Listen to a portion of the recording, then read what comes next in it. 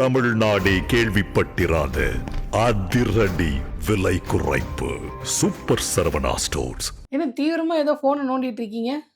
என்னம்மா எவ்வளவு ஒரு ட்ரெண்டிங்கான மெசேஜ் போயிட்டு இருக்கு, நீ அதெல்லாம் பார்க்கலையானே? ட்ரெண்டிங்கான மெசேஜா? அப்படி என்ன ட்ரெண்டிங்கான மெசேஜ்? எஸ்ஐஆர் ஏதாவது ஸ்டாப் பண்ண சொல்லி உச்சநீதிமன்றம் சொல்லிடுச்சா? அந்த கேஸ் கூட இன்னும் நாளைக்கு தானே வருதுன்னு சொல்லிட்டு இருந்தாங்க. ரொம்ப முக்கியமான மெசேஜ், தமிழ்நாட்டுக்கு அவ்வளவு தேவையான மெசேஜ். என்னங்க எஸ்ஐஆரும் இல்லைன்றீங்க, முக்கியமான மெசேஜ், அதுவும் தமிழ்நாட்டுக்கு இப்போ ரொம்ப முக்கியமான மெசேஜ்ன்றீங்க. அப்படி என்ன மெசேஜ்? ஏம்மா, ஜனநாயகன் படத்தோட பாட்டு ரிலீஸ் ஆயிருக்கு, அது 2 நாளா ஓடிக்கிட்டு இருக்கு. சில டீசர் ரிலீஸ் ஆயிருக்கு. இந்த விஜய் டான்ஸ் ஆடுறதை எடுத்து போட்டு ஒரு தாவேக்கா தீவிர தொண்டர், கொள்கை பிடிப்புள்ள ஒரு கொள்கைவாதி தமிழ்நாடு முதலமைச்சர் பார்த்து ஒரு கேள்வி கேட்டிருக்காரு. என்ன கேள்வி? நீங்க முடிஞ்சா அப்படி டான்ஸ் ஆடுவீங்களா அப்படின்னு. அவர் ஏன் நடுராத்திரிக்கு சுடுகாட்டுக்கு போறாரு? அவர் ஒரு முதல்வர்ரா, இந்த மாநிலத்தோட முதல்வர் அவரு. நான் கேட்கலாமா, விஜய் ரசிகர்கள் கேட்குறாங்கம்மா. இங்க என்ன பிரச்சனை போயிட்டு இருக்கு நாட்டுல? அவன் வாக்குரிமை, குடியுரிமை எல்லாம் பறி போயிடும். கிட்டத்தட்ட 1 கோடி பேருக்கு வாக்குரிமை போயிடும் அப்படின்ட்டு எல்லாம் இங்க அல்லோலப்பட்டு இருக்காங்க. பூத் லெவல் ஆபீசர்ஸ் வீட்டுக்கு வரப்போறாங்களா? ஃபார்ம் யார் யாருக்கு வந்தது? குறிப்பா சென்னையில அட்ரஸ் மாத்தி இருக்கிறவங்களுடைய ஓட்டெல்லாம் என்ன ஆக போகுது? வெளி மாநிலத்துல போய் வேலை செய்யற தமிழர்களுடைய வாக்குரிமை என்ன ஆக போகுது? என்னென்ன பிரச்சனை நாட்டுல இங்க ஓடிட்டு இருக்கு? நீங்க ஸ்டாலின் அவர்கள் டான்ஸ் ஆடுவாரா அப்படின்ற அதிமுக்கியமான அரசியலுக்கு இப்போதைக்கு ரொம்ப அதிமுக்கியமான ஒரு கேள்வி கேட்டிருக்கீங்க. அதாவது முதல்ல என்ன நடக்குது, பொதுக்குழு அப்படின்னு ஒரு கூட்டத்தை கூட்டுறாங்க. சரி, அந்த கூட்டத்தை கூப்பிட்டு முதலமைச்சர் கேண்டிடேட்டாக விஜய் அறிவிக்கிறாங்க. அதுவே இப்பதான் அறிவிக்கிறாங்களா? ஆமா, விஜய் அறிவிச்சிட்டாங்க. விஜய் அறிவிச்ச உடனேயே, அதாவது ஒரு கட்சி அவங்களுடைய முதலமைச்சர் கேண்டிடேட்டா அறிவிக்குதுன்னு வச்சுங்களேன். அறிவிச்ச உடனே ஒரு கட்சி என்ன பண்ணும், நாங்க தேர்தலை சந்திக்க போறோம், எங்களுக்கு பூத் கமிட்டி எவ்வளவு பேர் இருப்பாங்க, நாமெல்லாம் இந்த வேலையெல்லாம் செய்யணும், நம்ம அங்க போய் வேலை பார்க்கணும், இங்க வேலை பார்க்கணும் அப்படின்னு சொல்லணும். வழக்கமா அடுத்தடுத்த கட்டமா என்னென்ன கட்சியில என்னென்ன குறைபாடு அதெல்லாம் சரி பண்றது, தேர்தல் நெருங்கிட்டு இருக்கு, அதுக்கான வேலைகளை பார்க்கணும். ஆமா, அதுவும் குறிப்பா இப்ப எஸ்ஐஆர் வருது. ஆமா, இப்ப திமுக மாதிரியானால் அதிமுக மாதிரியான கட்சிகளுக்கு பூத் ஏஜென்ட் இருக்காங்க. 64,000 பூத் ஏஜென்ட் இறக்கி விட்டு எந்த பூத் சார்ந்த நபர்களும், குறிப்பாக அவங்கவுங்க கட்சிக்கு சாதகமான நபர்களுடைய பேர் நீக்கிற கூடாது அப்படின்னு தீவிரமா வேலை பார்த்துட்டு இருக்காங்க. கண்டிப்பா. அதாவது இப்ப பூத் லெவல் ஆபீசர்ஸ் ஃபார்ம் வீடு விட கொடுக்க போறாங்க அப்படின்னு பேசப்பட்டது இல்லையா? இந்த ஃபார்ம் நம்ம நினைக்கிற மாதிரி 10 வாட்டி எழுதி அழைச்சி ஒயிட்னர் போட்டு அந்த மாதிரிலாம் எதுவுமே பண்ண முடியாது.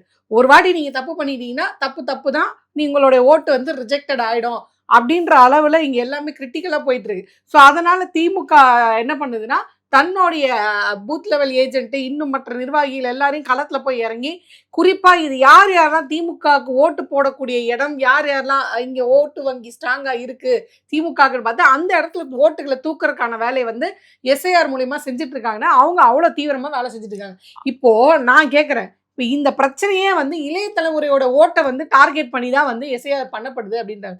விஜய் அவர்களுக்கு விழப்போற ஓட்டு புதிய தலைமுறையோட ஓட்டு அப்படின்றது தான் எல்லாருக்குமே தெரிஞ்ச விஷயம். அந்த தாவேக்கா தளபதி கத்துறாங்க இல்லையா, அவங்க எல்லாருமே என்ன பண்ணோம், அவங்களுடைய ப்ரூஃபை கொடுத்து நிரூபிக்கணும். நீங்க என்ன பண்ணீங்க விஜய் கட்சியை சார்ந்தவங்க? இதுல முக்கியமான ஒரு விஷயம், 18 வயசை தாண்டுனா எல்லா ஃப்ரெஷ் ஓட்டர்ஸும் விஜய்க்கு ஓட்டு போறது கிடையாது. விஜய்க்கு ரசிகர்களா இருக்காங்க. அது ஒரு குரூப் சொல்லப்படுது, வர இளைய தலைமுறை எல்லாம் அவருக்கு ஓட்டு போடுறாங்க அப்படின்னு. மொத்த இளைஞர்களும் விஜய நோக்கி வந்துட்டாங்க அப்படின்னா, அப்புறம் நேற்றுக்கு பாத்தீங்க அப்படின்னா திமுக 2 நாள் அறிவு திருவிழா நடத்துறாங்க. அதுலயும் கூட்டமா இளைஞர்கள் தான் வராங்க. அறிவு இருக்க இளைஞர்கள் அங்க போவாங்க. அதுக்கு மேல நான் எதுவும் பேச விரும்பல, நீங்க என்ன சொல்ல வரீங்க தெரியுது. சரி விடுங்க. இப்போ நீங்க என்ன பண்றீங்க, சிஎம் கேண்டிடேட்டா அறிவிச்சிருக்கீங்க. சரி ஓகே, அடுத்த 2 நாள்ல ஏதாவது தேர்தல் சார்ந்த வேலை, பாஜக எஸ்ஐஆர் கொண்டு வருது, நம்ம இளைஞர்கள்ட்ட பிரச்சாரம் பண்ணுவோம், நம்மளுடைய கட்சி தொண்டர்கள்ட்ட பிரச்சாரம் பண்ணுவோம்னு சொல்லியிருந்தா கூட பரவாயில்ல. உடனே என்ன பண்ணிருக்காருன்னா, ஜனநாயக பாடல் ரிலீஸ் பண்ணிருக்காரு. நாட்டுக்கு ரொம்ப தேவை ஜனநாயக பாடல் ரிலீஸ். அப்புறம் அது பேர் என்னமோ ஸ்டில்ஸ் எல்லாம் ரிலீஸ். அதுல பாத்தீங்கன்னா சில பேர் என்ன சொல்றாங்க அப்படின்னா, நான் பார்த்த வரைக்கும் அதுல ஒன்னையும் காணோம். என்ன பண்றாங்க அப்படின்னா, இந்த மார்க்ஸ் படங்கள்லாம் வருது பாத்தீங்களா, அந்த பாடல கார்ல் மார்க்ஸ் படம், பெரியார் படம், அம்பேத்கர் படம் வருது, அதுக்கு பிறகு ஒரு தமிழ்நாட்டு மேப் வருது. ஸோ அந்த இடங்கள்ல எப்படியாவது இந்த கரூர் கூட்டத்தினுடைய கிரௌட் இருக்கு பாத்தீங்களா, இந்த பாகுபலியில அப்படியே பாகுபலி நடந்து வரும்போது எல்லாரும் போய் தொடுவாங்கல்ல, அது மாதிரியான ஒரு காட்சியை ஃபிக்ஸ் பண்ணி இந்த பாட்டை ரிலீஸ் பண்ணணும் அப்படிங்கிறதா அவங்களுடைய அஜெண்டாவா இருந்திருக்கு. ஒட்டுமொத்தமாக 47 பேருடைய உயிர் பலியாகி விஜயனுடைய கனவு சதஞ்சிருச்சு. ஸோ இப்போ விஷயம் என்ன அப்படின்னா, எப்படி இருந்தாலும் ரிலீஸ் பண்ணிட்டாங்க. இப்போ நமக்கு என்ன கேள்வி அப்படின்னா, உங்க கட்சி, உங்களுடைய இளைஞர்கள், உங்களுடைய வாக்காளர்கள் இந்த எஸ்ஐஆரை எப்படி டீல் பண்ணணும் அப்படிங்கிறது குறித்து பேசிக் அண்டர்ஸ்டாண்டிங் உங்களுக்கு இருக்கா? அவருக்கே அந்த அண்டர்ஸ்டாண்டிங் இருந்தா தானே சொல்லுவாரு. அவருக்கே ஒண்ணும் தெரியாது பாவம். அவரை போய் உங்க கட்சி தொண்டர்கள் சொன்னா என்னத்த சொல்லுவாரு பாவம். இப்ப நமக்கு என்ன வருத்தமா இருக்கு அப்படின்னா, இப்போ இந்த 2-3 நாளா பாத்தீங்கன்னா ஒரே ட்ரெண்டிங். நான் ஒரு மெசேஜ் படிச்சு காமிச்சேன் பாத்தீங்களா? ஸ்டாலின் இப்படி டான்ஸ் ஆட முடியுமா? விஜய் மாதிரி எல்லாம் கேட்கறாங்க அப்படின்னு. இதை விட தற்குறியான கமெண்ட்ஸ், இதை விட தற்குறியான ட்ரெண்டிங் ஒர்க்கை எவனும் பார்க்க முடியாது. 3 நாளா உட்காந்து இந்த ஜனநாயகனுக்காக ட்விட் போடுறது, அதை வந்து இன்ஸ்டால வந்து ட்ரெண்ட் பண்றது. ஏப்பா எஸ்ஐஆர் போயிட்டு இருக்கு, வீடு வீடா செக் பண்ணிட்டு இருக்கான், இருக்கிறவனோட ஓட்டெல்லாம் காலி ஆயிட்டு இருக்கு, முதலமைச்சர் காட்டுக்கத்தா கத்திக்கிட்டு இருக்காரு, ஒவ்வொரு கட்சிக்காரனும் கத்திக்கிட்டு இருக்காங்க. அதிமுக பாஜக விட்டுருங்க, அவங்க எல்லாம் ஒரே கூட்டணி. ஆனா நீங்க என்ன பண்றீங்க? இங்கதான் நீங்க விஷயத்தை புரிஞ்சுக்கிறவே. ஆக்சுவலா விஷயம்? ராகுல் காந்தி அவர்கள் ஒரு விஷயம் சொன்னார். இந்த ஓட்டு திருட்டை மறைக்கிறதுக்கு தான் எஸ்ஐஆரை வந்து பாஜக அரசு கொண்டு வருது. ஹரியானால ஓட்டு போடுறவன் தான் மகாராஷ்டிரால வந்து ஓட்டு போடுறான்.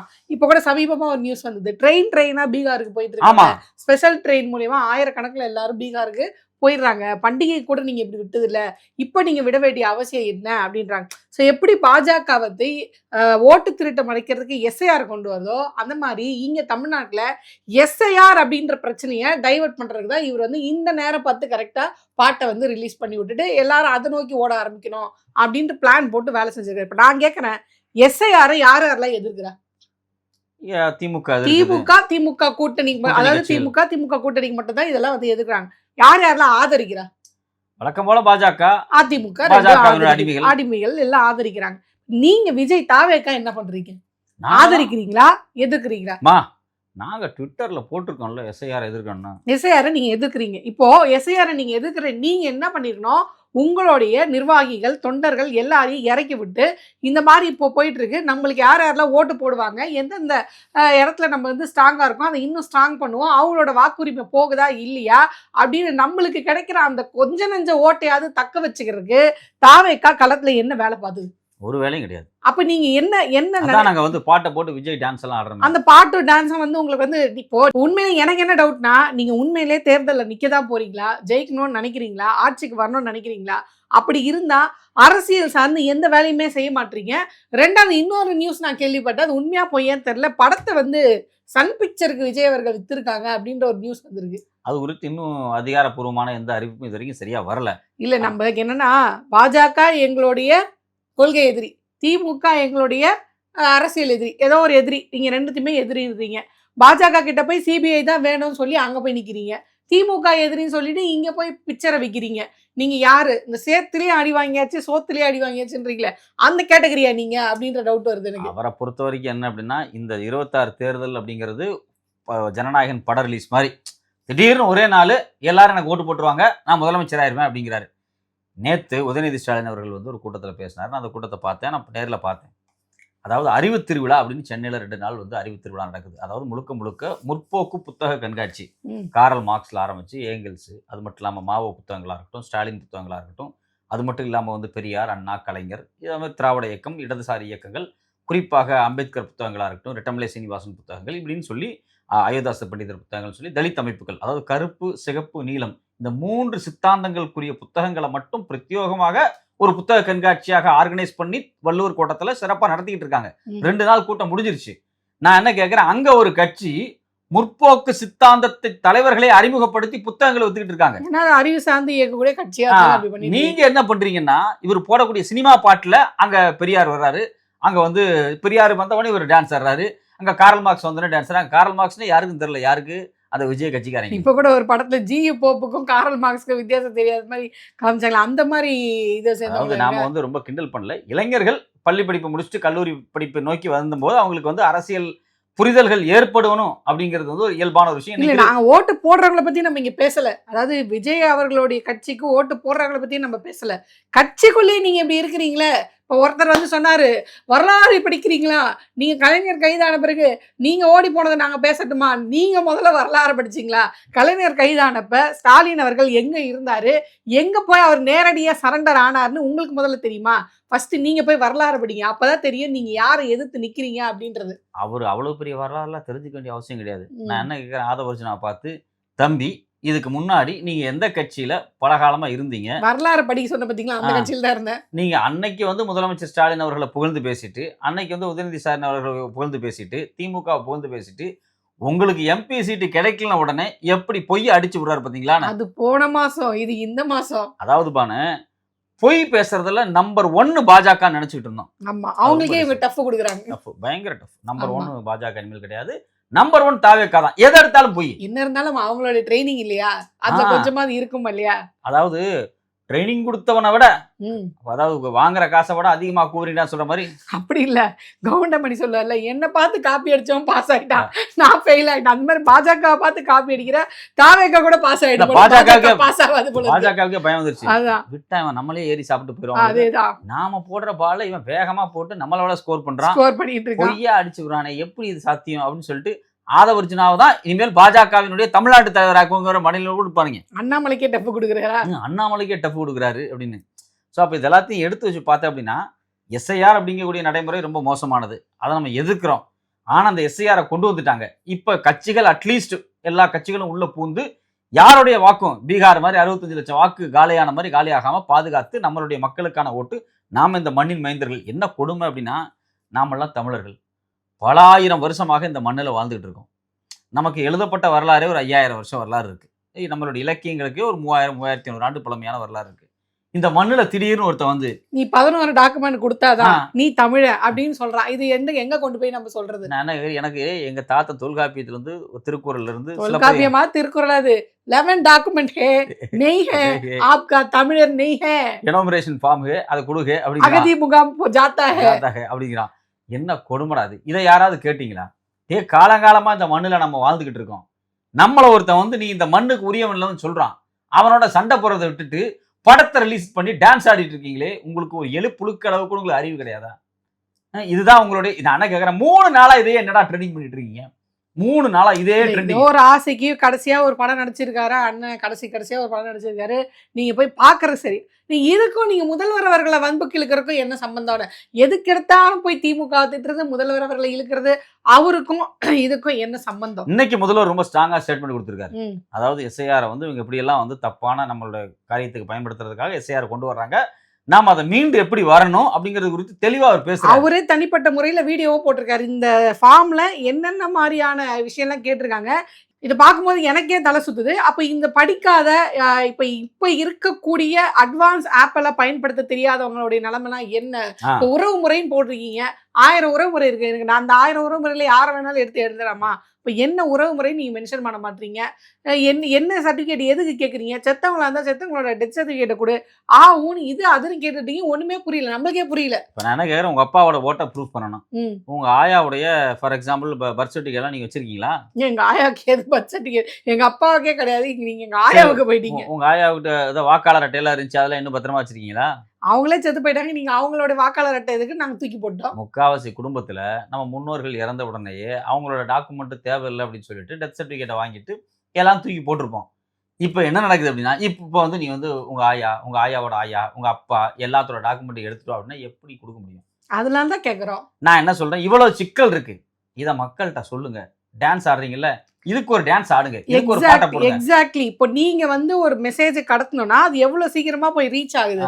அப்படி இருக்கும்போது ஏன் விஜய் அவர்கள் இதை பத்தி இப்படி ஒரு பிரச்சனை இருக்கு, இப்போ முதல்வர் வந்து மக்கள் மேல அக்கறை இருக்கு, ஓட்டு பறி போயிடக்கூடாதுன்னு பேசார். இப்போ எடப்பாடி அவர்களை விட்டுருக்க, அவர் வந்து தலைமை என்ன சொல்றதோ அதை கேட்பார். அவரை பொறுத்தவரையும் நீங்க தாங்க முதல்வர் கேண்டிடேட்னு சொல்லிட்டு அவர் அதுக்கு அதோட நிறைவடைஞ்சிடுவார். மற்றபடி யார் ஓட்டு போனான்னா, யார் அகதி முகாம் போனான்னு அப்படி இருப்பார். இப்போ நீங்க மக்களுக்காக வந்தவர் தானே, புதுசாக மாற்றம் கொடுக்கறதுக்கு வந்தவர் தானே விஜய். அப்ப நீங்க இது மக்களுக்கு புரியுற மாதிரி இந்த மெசேஜை ரொம்ப ஈஸியா கொண்டு போய் பாஜக என்ன வலையில நம்மளோட ஓட்டை பறிக்க போகுது, நீங்களா எச்சரிக்கையா இருங்க, குறிப்பா எனக்கு ஆதரவு கொடுக்குற இந்த இளைய தலைமுறை எச்சரிக்கையா இருங்கன்னு சொல்லியிருக்கலாமே. நீங்க கரூர் மேடையில போய் பாட்டுக்கு 10 ரூபான்னு பாடுனீங்களா? வாக்காளரை மோடி காலி பண்றாருன்னு ஒரு பாட்டு பாடுங்க. எஸ்ஐஆர் வச்சு நம்ம வாக்கு உரிமையை மோடிஜி காலி பண்றாருன்னு ஒரு பாட்டு பாடலாமே.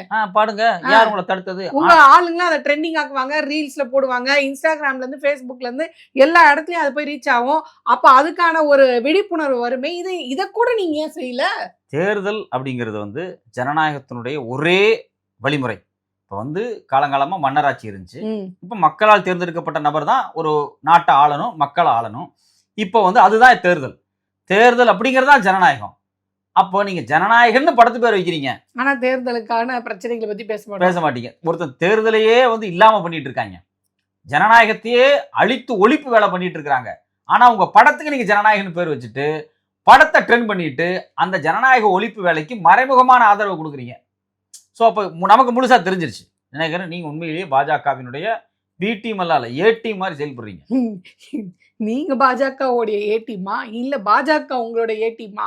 அந்த அளவுக்கு எங்களுக்கு கன்ஃபியூஷன் ஆயிடுச்சு. அவங்களையே மிஞ்சிருவீங்க போல இருக்கு. நீங்க யாரோட டீம் யாரு கீழே வராங்கன்னே தெரியல. அந்த அளவுக்கு நிலைமை மோசமா போயிட்டு இருக்கு. ஒரு சின்ன கருத்தை சொல்லிடுவோம். என்ன கருத்து? காலங்காலமா பாஜகவோடு சேர்ந்த பல கட்சிகள் குரங்கு கையில் கிடைத்த பூமாலையை போல் நார் நாராக உரிக்கப்பட்டு பிரிக்கப்பட்டு பிக்கப்பட்டு தூக்கி எறியப்பட்டிருக்கு. வட இந்தியாவிலிருந்து அதிமுக வரைக்கும் பல எக்ஸாம்பிள் இருக்கு. அந்த எக்ஸாம்பிள்ல அடுத்ததாக சேர்க்கப்பட போறது யாருன்னு பாத்தீங்க அப்படின்னா தாவேகா. இந்த கட்சியின் 3 உடைப்பாங்க. ஆனா எனக்கு ஒரு சந்தேகம், 3 உடைக்கிறதுல என்ன இருக்கு? அதேதான், அவங்கள்ட்ட வாட்ஸ்அப் குழு மட்டும் தானே இருக்கு. சரி ஓகே, ஒரு வாட்ஸ்அப் குழுவை உடைச்சு 3 வாட்ஸ்அப் குழுவா மாத்த போறாங்க, அவ்வளவுதான். இப்ப இங்கேயாவது செங்கோட்டையன் இருக்காரு, ஓபிஎஸ் இருக்காரு, இபிஎஸ் இருக்காரு, டிடிவி இருக்கிறாரு. 4 டீமா உடஞ்சிருச்சுன்னு சொல்லலாம். இருக்கிறது இதுல விஜய் அவர்கள் ஒருத்தர் மட்டும்தான். அவர் காலியை பண்ணிட்டு அந்த கட்சி ஒண்ணும் கிடையாது. இதுல 3 டீமா உடையறதுக்கு என்ன இருக்கு? இல்ல மேபி அவங்க அப்பா வந்து ஒரு 10 பேர்த்து கூட்டு போவாரு. எது பேசினாலும் கொஞ்சம் மனசாட்சியோட பேசுங்க சொல்லிட்டேன். அவங்க அப்பா வந்து ஒரு 10 பேர்த்து கூட்டு போவாரு, புசியானந்த் ஒரு 10 பேர்த்து கூட்டு போவாருன்னு கூட்டு போய் எங்கேயாவது போற வழி இறக்கி விட்டு போறதான், வேற என்ன? நீங்க நல்லா காமெடி பண்றீங்க. சரி பாப்போம் என்ன நடக்குது அப்படின்றத நம்ம பாப்போம். அந்த 41 பேர் செத்ததுக்கே 28 நாள் கழிச்சுதான் அவர் வந்து பேசினாரு. இப்ப இந்த எஸ்ஐஆருக்கு அவர் வாயை திறந்து பேசி முடிக்கிறதுக்குள்ள அநேகமா டிசம்பர் 4 வந்து எஸ்ஐஆருடைய வேலையே முடிஞ்சிடும். இந்த டிராஃப்ட் பட்டியலே வெளியே வந்துடும் நினைக்கிறேன். எப்படி பேசக்கூடாதுமா? தேர்தல் முடிஞ்ச உடனே பேசுவார். தேர்தல் முடிஞ்ச பிறகு பேசுனா என்ன, பேசா கட்டி என்ன, ஆணி புடுங்குனா என்ன, புடுங்கா கட்டி என்ன? அண்ணா விஜய் அண்ணா தயவு செய்து கொஞ்சம் வாயை திறந்து பேசுங்கண்ணா. சும்மா நானும் திமுகவை திட்டுறேன், நானும் வந்து ஆளுங்கட்சி திட்டுறேன்னு எதாவது சொல்லாம, ஸோ உங்க கட்சியை நீங்க தான் நான் காப்பாற்றணும். அதனால தயவு செய்து இப்பயாவது உங்க கட்சியில இருக்க நிர்வாகிகள், பூத் லெவல் ஏஜென்ட்டுகள் இருந்தால் அவங்கள வச்சு களத்துல இறங்கி வேலை செய்யுங்கண்ணா. கடைசியா ஒன்று, எனுமரேஷன் ஃபார்மை கொடுத்துருங்க, இல்லை உங்க ஓட்டு இல்லாமல் பண்ணிடுவாங்க. ஏன்னா அதையும் சொல்லிடணுமா இல்லையா? ஏன்ட்ட சொல்ல வேலை, நான் வீட்டில் கதவு சாத்தி பனையூரில் படுத்திருந்தேன், எனக்கே ஓட்டு இல்லாமல் பண்ணிட்டாங்க அப்படின்னு சொல்லப்பட்டாரு. அதுக்கு என்ன சொன்னாங்க? இது திமுகவின் சதி. ஆமா, இது திமுகவின் சதி அப்படிம்பாங்க.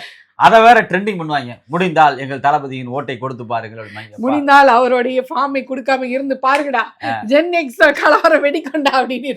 ஆமா, பாப்போம் என்ன நடக்குதுன்னு.